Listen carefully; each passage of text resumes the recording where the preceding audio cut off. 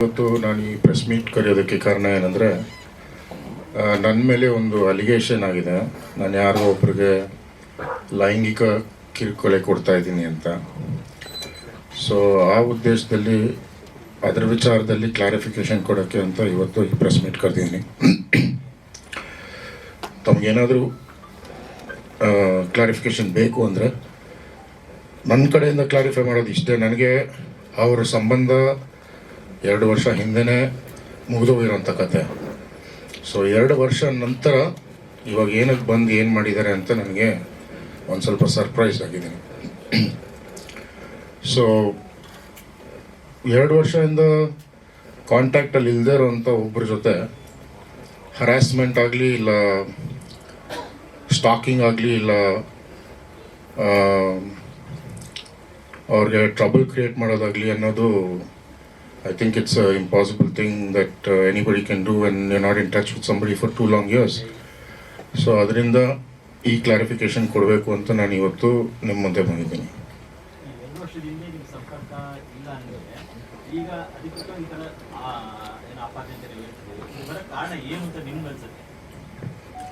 ಅವ್ರು ಕೊಟ್ಟಿರೋ ಕಂಪ್ಲೇಂಟ್ ಪ್ರಕಾರ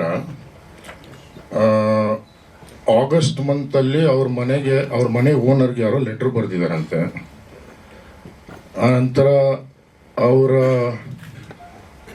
ಫ್ರೆಂಡ್ ಅಂತ ಏನು ಕ್ಲೇಮ್ ಮಾಡ್ತಾರೆ, ಅವ್ರ ವೈಫ್ಗೆ ಯಾರೋ ಏನೋ ಲೆಟ್ರ್ ಬರೆದಿದ್ದಾರಂತೆ. ಸೊ ಆ ವಿಚಾರಕ್ಕೆ ಇವರು ನನ್ನ ಮೇಲೆ ಕಂಪ್ಲೇಂಟ್ ಕೊಟ್ಟಿದ್ದಾರೆ. ಅಂದರೆ ನಾನು ಮಾಡಿರಬಹುದು ಅಂತ, ನಾನು ಮಾಡಿದ್ದೀನಿ ಅಂತ ಕನ್ಫರ್ಮ್ ಇಲ್ಲ, ನಾನು ಮಾಡಿರಬಹುದು ಅಂತ ಹೇಳಿದಾಗ FIR ರಿಜಿಸ್ಟರ್ ಮಾಡೋಕ್ಕೆ ಮುಂಚೆನೇ ನನಗೆ ಒಂದು ನೋಟಿಸ್ ಕೊಟ್ಟು ಕರೆದು ನನ್ನನ್ನು ಇನ್ವೆಸ್ಟಿಗೇಟ್ ಮಾಡಿದರೆ ಅದ್ರ ನಿಜಾಂಶ ಗೊತ್ತಾಗ್ತಾಯಿತ್ತು. ಕಂಪ್ಲೇಂಟ್ ಕೊಟ್ಟಿದ ತಕ್ಷಣ FIR ಮಾಡಿ ನಂತರ ನನಗೆ ನೋಟಿಸ್ ಕೊಟ್ಟರು RR ನಗರ ಸ್ಟೇಷನವರು. ಬಟ್ ಅನ್ಫಾರ್ಚುನೇಟ್ಲಿ ನಾನು ಇಂಡಿಯಾನಲ್ಲಿ ಇರಲಿಲ್ಲ, ಅದರಿಂದ ನಾನು ಹೋಗೋಕ್ಕಾಗಿಲ್ಲ.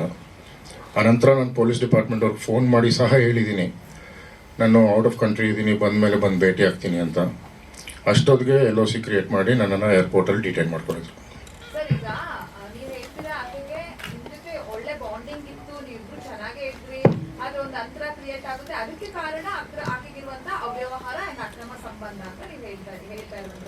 ನಿಮಗೆ ಅದಕ್ಕೆ ಎಕ್ಸಾಕ್ಟ್ ಆಗಿ ಅಕ್ರಮ ಸಂಬಂಧ ಅನ್ನೋದಕ್ಕೆ ನಿಮ್ಗೆ ಏನಿದೆ, ಪ್ರೂಫ್ ಏನಿದೆ ಅದನ್ನ ನಮ್ಗೆ ಹೇಳೋದಾದ್ರೆ, ಯಾಕಂದ್ರೆ ಇತ್ತೀಚೆಗೆ ಕಾಮನ್ ಆಗ್ತದೆ ಹೆಣ್ಮಕ್ಳ ಮೇಲೆ ಈ ತರ ಆರೋಪ ಮಾಡಿರೋದು, ಆಕೆಗೆ ಏನೋ ಇತ್ತು, ಅಫೇರ್ ಇತ್ತು ಅಂತ ಹೇಳಿ.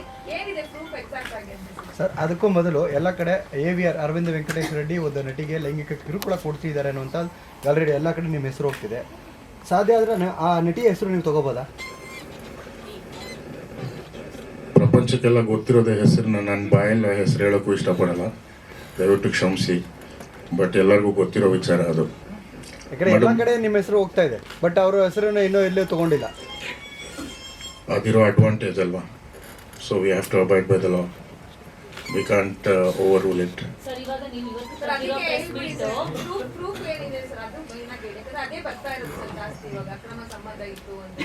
ಮೇಡಮ್, ಇದು ಒಂದು ಸತಿ ಮಸಾಯಿ ಮಾರಾಗ ಹೋಗಿದ್ರು, ನನ್ನ ಜೊತೆ ರಿಲೇಷನ್ಶಿಪ್ಪಲ್ಲಿ ಇದ್ದಾಗಲೇ ಒಂದು ಸತಿ ಮಸಾಯಿ ಮಾರಾಗ ಹೋಗಿದ್ರು. ಆನಂತರ ಬಂದು ತಿರ್ಗಾ ಇನ್ನೊಂದು ಸತಿ ಮಸಾಯಿ ಮಾರಾಗ ಹೋಗ್ಬೇಕು ಅಂತ ಹೇಳಿದ್ರು, ತಿರ್ಗಾ ಒಂದು ಸತಿ ಮಸಾಯಿ ಮಾರಾಗ ಹೋದ್ರು. ಆನಂತರ ಇವರಿಬ್ಬರದು ರೆಗ್ಯುಲರ್ ಫೋನ್ ಕಾಂಟ್ಯಾಕ್ಟ್ಸ್ ರೆಗ್ಯುಲರ್ ಆಗಿತ್ತು, ಯಾಕಂದರೆ ಫೋನಲ್ಲಿ ಗೊತ್ತಾಗ್ತಾ ಇತ್ತು. Because we will living together. It was not that I was living in a separate house and she was living in a separate house. So I could relate what was happening ಅಂತ. So 2-3 ಸತಿ ನಾನು question ಕೇಳಿದೆ, she ignored it.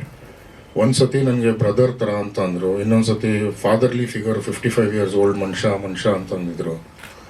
ಆನಂತರ ಟ್ಯಾಂಜಾನಿಯಾಗೆ ಹೋಗ್ಬೇಕಾದ್ರೆ I got to know that is a married man with a kid ಅಂತ.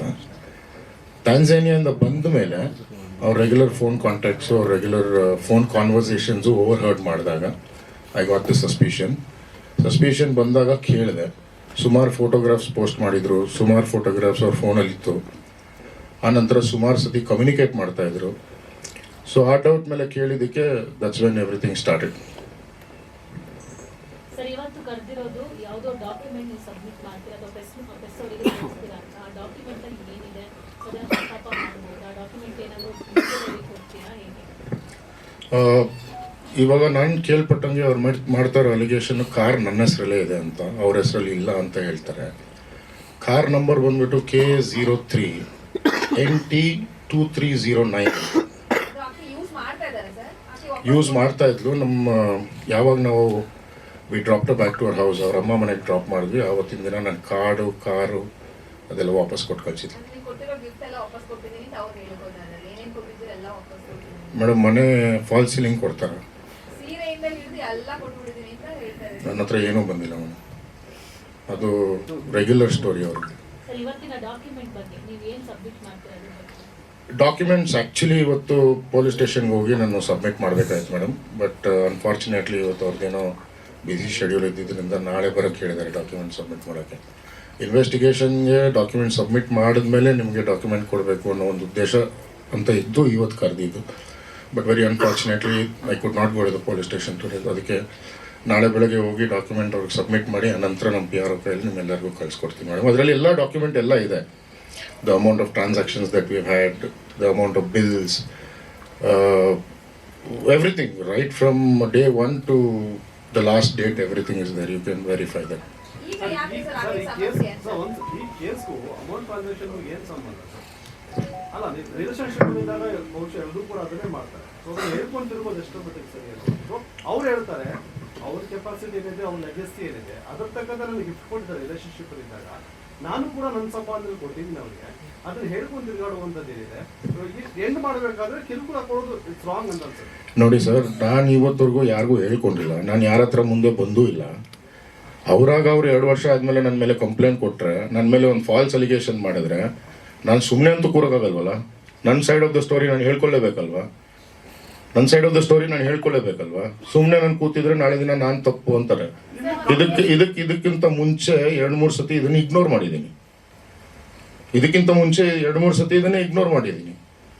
ಮಹಿಳಾ ಪರಿಹಾರ ಆಫೀಸ್ಗೆ ಹೋಗಿ ಮಹಿಳಾ ಪರಿಹಾರ ಆಫೀಸಲ್ಲೂ ಸಹ ಕೂತು ಮಾತಾಡಿ ಬರ್ಕೊಟ್ಟು ನಿಮ್ಮ ದಾರಿ ನಿಮ್ಮದು, ನಮ್ಮ ದಾರಿ ನಮ್ಮದು ಅಂದಮೇಲೆ 2 ವರ್ಷ ಆದಮೇಲೆ ಯಾರೋ ಮನೆಗೆ ಯಾರೋ ಲೆಟ್ರ್ ಬರೆದ್ರೆ ನಾನಾಗಿರ್ಬೋದು ಅಂತ ನೀವು ನನ್ನನ್ನು ಹೇಳಿದ್ರ, ಇಲ್ಲ ನಾನಾಗಿ ನಿಮ್ಮ ಲೈಫಿಗೆ ಬಂದ ವಾಪಸ್ಸು? ನೀವು ನನ್ನನ್ನು ಹೇಳ್ದಿರೋದು. ನಾನೆಲ್ಲೋ ನನ್ನ ಕೆಲಸ ಕಾರ್ಯ ನೋಡ್ಕೊಂಡು ಆರಾಮಾಗಿದ್ದೆ. ನನ್ನ ಇನ್ನೊಂದು ಸತಿ ಹೇಳ್ತಾ ಇದ್ದೀನಿ, ನಾನು ಮರ್ತೋಗಿರೋ ಕತೆ. ಆ ಮರ್ತೋಗಿರೋ ಕತೆನ ತಿರ್ಗಾ ಯಾಕೆ ಜ್ಞಾಪಿಸ್ತಾ ಇದ್ದಾರೆ? ಆಯಿತು, ನಿಮ್ಗೆ ಏನಾದರೂ ಡೌಟ್ ಇದ್ದಿದ್ದರೆ ನಾನು ಮಾಡ್ತಾ ಇದ್ದೀನಿ ಅಂತ ನನ್ನ ವೆಲ್ ವಿಷರ್ಸು, ನನ್ನ ಫ್ಯಾಮಿಲಿ ಮೆಂಬರ್ಸ್ ಎಲ್ಲರೂ ನಿಮ್ಗೆ ಪರಿಚಯ ಇರ್ತಾನೆ. ನನ್ನ ಹತ್ರ ಮಾತಾಡೋದು ಬೇಡ, ಯಾರಾದರೂ ಒಬ್ಬರನ್ನ ಕೇಳ್ಬೋದಾಯ್ತಲ್ಲ. ಡೈರೆಕ್ಟಾಗಿ ಹೋಗಿ FIR ಮಾಡೋಂಥ ನೆಸೆಸಿಟಿ ಏನಿತ್ತು?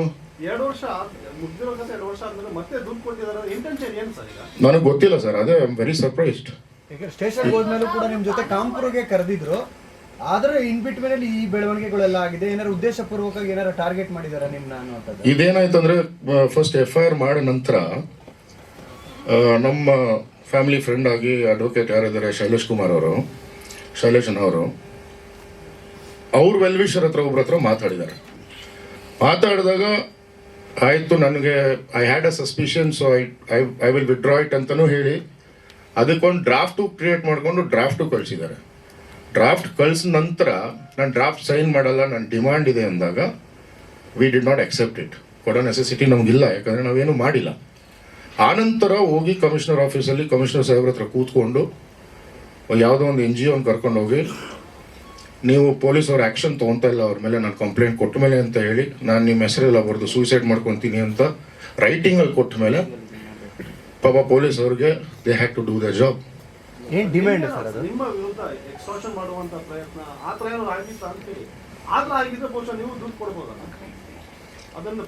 ಸರ್, ನಾನು ಹೇಳ್ದಂಗೆ ನಿಮಗೆ ಇದು ಮರ್ತೋಗಿರೋ ಕತೆ. ನನಗೆ ಈ ಕತೆ ಬೇಡ, ನನಗೆ ಬೇಕಾಗಿಲ್ಲ ಈ ಕತೆ. I don't want to continue this. And just I'm sitting here in front of all of you just because she has dragged me into it. I am not come voluntarily here. ನೀವು ಆ ರಿಲೇಶನ್ಶಿಪ್ಗೆ select ಮಾಡ್ತಿದ್ದೀರಾ ಅಂತ ಒಂದು ಸ್ವಲ್ಪ ಅನ್ನಿಸ್ತಿದೆ. ಆದ್ರೆ ನಿಮ್ಮ ಹತ್ರ ಇರೋದು ಒಂದೇ ಅವ್ರ ಬಗ್ಗೆ ಆರೋಪ ಮಾಡೋದಕ್ಕೆ ಅವ್ರಿಗೆ ಕೊಟ್ಟಿರೋಂಥ ಗಿಫ್ಟು. ರಿಲೇಶನ್ಶಿಪ್ ಅಲ್ಲಿ ಇದ್ದಾಗ ನೀವಿಬ್ರು ಚೆನ್ನಾಗಿತ್ತು, ಇಬ್ಬರ ಹತ್ರನೂ ಎಕ್ಸ್ಚೇಂಜ್ ಆಗಿರೋ ಗಿಫ್ಟು, ಅವ್ರೇನು ಕಿರುಕುಳ ಕೊಟ್ರಿ ಅಂತ ಅವ್ರು ಆರೋಪ ಮಾಡಿದ್ದಾರೆ. ನೀವು ಕಾನೂನು ಹೋರಾಟ ಮಾಡ್ಬೋದಿತ್ತು. ಬಟ್ ಈ ತರ ಮೀಡಿಯಾದಲ್ಲಿ ಅವ್ರಿಗೆ ಕೊಟ್ಟಿರೋ ಗಿಫ್ಟನ್ನೇ ನೀವು ವಸ್ತುವಾಗಿ ಇಟ್ಕೊಂಡು ಹೇಳೋದು ಸರಿ ಅಂತ? ಮೇಡಮ್, ಇವಾಗ ಕೊಟ್ಟಿರೋ ಗಿಫ್ಟ್ನ ವಸ್ತುವಾಗಿ ಇಟ್ಕೊಂಡು ನಾನು ಹೇಳ್ತಾ ಇಲ್ಲ. ನಾನು ಹೇಳಿದ್ದೀನಿ, ಸುಮಾರು ಸತಿ ಹೇಳಿದ್ದೀನಿ. ನನಗೆ ಹೇಳೋಕ್ಕೆ it's a very embarrassing thing and I don't want to talk about it. But ಇವತ್ತಿನ ದಿನ ನೀವು ಮಾಡ್ತಾ ಇರೋ ಅಲಿಗೇಷನ್ ನನ್ನ ಮೇಲೆ, ನಾನು ಆ ರಿಲೇಷನ್ಶಿಪ್ನ ಪ್ರೂವ್ ಮಾಡ್ಕೋಬೇಕಂದ್ರೆ ನಮ್ಮ ಮಧ್ಯ ಏನಾಗಿತ್ತು ಅಂತ ನಾವು ಹೇಳ್ಬೇಕಲ್ವಾ? ನಮ್ಮ ಮಧ್ಯ ಏನು ನಡೀತು ಅಂತ ನಾವು ಹೇಳ್ಬೇಕಲ್ವಾ? ಸೊ ಅದನ್ನ ನಾನು ಹೇಳ್ತಾ ಇರೋದು ತಪ್ಪು ಅಂತ ನಿಮ್ಗೆ ಅನ್ಸಿದ್ರೆ, like I said, it is an embarrassing situation for me too. I don't want to discuss about it. ನನಗೆ ಮಾತಾಡೋಕ್ಕೆ ಇಂಟ್ರೆಸ್ಟೂ ಇಲ್ಲ. ಬಟ್ ನೀವು ನನ್ನನ್ನು ಹೇಳ್ಕೊಂಡು ಬಂದು ತಿರ್ಗಾ ವಾಪಸ್ಸು ಇವತ್ತು ನನ್ನನ್ನು ನಿಲ್ಸಿರೋದು ಎಲ್ಲಿ? ನೀವು ಬೀದಿಯಲ್ಲಿ ನಿಲ್ಸಿದ್ದೀರ ನನ್ನನ್ನು. ನನಗೂ ಒಂದು ರೆಸ್ಪೆಕ್ಟ್ ಅನ್ನೋದಿದೆ, ನನ್ನ ಫ್ಯಾಮಿಲಿಗೂ ಒಂದು ರೆಸ್ಪೆಕ್ಟ್ ಅನ್ನೋದಿದೆ. ನನ್ನ ಮನೆಯಲ್ಲೂ ತಂದೆ ಇದ್ದಾರೆ, ತಾಯಿ ಇದ್ದಾರೆ, ಅಕ್ಕ ಇದ್ದಾರೆ, ತಂಗಿ ಇದ್ದಾರೆ. ಇವತ್ತು ನನ್ನನ್ನು ಬೀದಿಯಲ್ಲಿ ನಿಲ್ಲಿಸ್ಬಿಟ್ಟು ನೀವು ಮಜಾ ತಗೊತಾ ಇದ್ದೀರಾ ಅಷ್ಟೇ. ಈ ನನ್ನನ್ನು ಬೀದಿನಲ್ಲಿ ನಿಲ್ಸಿದ ಮೇಲೆ ನನ್ನ ಬೀದಿನಲ್ಲಿ ನಿಲ್ಸೋದಕ್ಕೆ ಉದ್ದೇಶ ನನಗೂ ಇಲ್ವಾ? ಯಾಕಂದ್ರೆ ಇದಕ್ಕೆ ಮುಂಚೆ 3 ಸತಿ ಆಗಿದೆ ಇದೇ ಥರ. ನಾನು 3 ಸತಿನೂ ಯಾರ ಮುಂದೆನೂ ಬಂದಿಲ್ಲ. ಈ ಸತಿ ಬಂದು ನನ್ನನ್ನು ಏರ್ಪೋರ್ಟಲ್ಲಿ ಬೇಲಬಲ್ ಸೆಕ್ಷನ್ಗೆ ಏರ್ಪೋರ್ಟಲ್ಲಿ LOC ಮಾಡುವಂಥ ನೆಸೆಸಿಟಿ ಏನಿದೆ ಮೇಡಮ್? ಅಲ್ಲ ಸರ್, ಲಾಲು ಏನಾಗಿದೆ ಅನ್ನೋದು ಅರ್ಥ ಆಗ್ತಿಲ್ಲ. ಈಗೆಲ್ಲ ನೀವು ನಮ್ಗೆ ಕನ್ಫ್ಯೂಷನ್. ಈಗ ಯಾಕೆ ಎಲ್ಲ ಮುಗ್ದೋಯ್ತು, ಇವಾಗ ಯಾಕೆ ಬಂದ್ರು ಅನ್ನೋದೇ ನಮ್ಗೆ. ಅವ್ರು ಹೇಳೋದೇನಪ್ಪ ಅಂದ್ರೆ, ಈಗ ಸೋಷಿಯಲ್ ಮೀಡಿಯಾದಲ್ಲಿ ಇತ್ತೀಚೆಗೆ ನಾನು ಸ್ವಲ್ಪ ಆಕ್ಟಿವ್ ಆದೆ, ಅದಕ್ಕೆ ಅವ್ರದನ್ನು ಕಂಡು ಅವ್ರು ಹಿಂಗೆಲ್ಲ ಮಾಡಿ. ಅಯ್ಯೋ ಮೇಡಮ್, ಸೋಷಿಯಲ್ ಮೀಡಿಯಾನಲ್ಲಿ ನನ್ನ ಅವಳ ಪ್ರೊಫೈಲ್ನ ಬ್ಲಾಕ್ ಮಾಡಿ 2 ವರ್ಷ ಆಯ್ತು. That's the same surprise I am also sitting on. Sir, 2 ವರ್ಷ ರಿಲೇಶನ್ಶಿಪ್ ಕಟ್ ಆಗಿದೆ ಅಂದ್ಮೇಲೆ ಈಗ ಸುಮ್ನೆ ಹೋಗಿ ಅವರು ಲೈಂಗಿಕ ಕಿರುಕುಳ ಕೊಟ್ಟರು ಅಂತ ಕೊಡೋ ಸಾಧ್ಯ? ಮೇಡಮ್, ಫಸ್ಟ್ ಆಫ್ ಆಲ್ ಲೈಂಗಿಕ ಕಿರುಕುಳ ಅಂದ್ರೆ ನಿಮ್ಮ ಪ್ರಕಾರ ಏನರ್ಥ? ಅಲ್ಲ, ನಿಮ್ಮ ಪ್ರಕಾರ ಏನರ್ಥ? It is so shed, it is sexual harassment ಅಂತ ಅಲ್ವಾ? 2 ವರ್ಷದಿಂದ ನನಗೆವರೆಗೂ ಸಂಬಂಧ ಇಲ್ಲ ಅಂದ್ರೆ ಸೆಕ್ಷುಯಲ್ ಹರಾಸ್ಮೆಂಟ್ ಎಲ್ಲಿಂದ ಬರ್ತದೆ ಮೇಡಮ್? ನಮ್ಗಳಿಗೆ ಹೇಗೆ ಗೊತ್ತು ಸರ್ ಅದು? ಅಲ್ಲ, ಮತ್ತೆ ಬರೀತಾ ಇರೋದು ಅಲ್ಲಿ ಕಂಪ್ಲೇಂಟ್ ಆಗಿರೋದು ದಟ್ ಐ ಆಮ್ ಸ್ಟಾಕಿಂಗರ್ ಅಂತ, ಬರ್ದಿರೋದು ಲೈಂಗಿಕ ಕಿರುಕುಳ ಅಂತ. ಈಗ ಸರ್, ಈಗ ಒಂದು ಚಿಕ್ಕದು ನಮ್ಗೆ ಗೊತ್ತಿಲ್ಲ, ನೀವು ಗಲಾಟೆ ಆದ್ಮೇಲೆ ನಮ್ಗೆ ನೀವು ಊರಲ್ಲಿ ಇಷ್ಟೆಲ್ಲ ರಿಲೇಶನ್ಶಿಪ್ ಇದೆ ಗೊತ್ತಾಯ್ತು. ಆಕ್ಚುಲಿ ನೀವು ಅವ್ರನ್ನ ಫಸ್ಟ್ ಕಂಡಿದ್ದೆಲ್ಲಿ, ನಿಮ್ಮ ಮತ್ತು ಅವರ ಬಾಂಧವ್ಯ ವೃದ್ಧಿ ಆಗಿದ್ದೆಲ್ಲಿ? ಒಂಚೂರು ಚಿಕ್ಕ ಕಥೆ ಹೇಳಿ ಸರ್.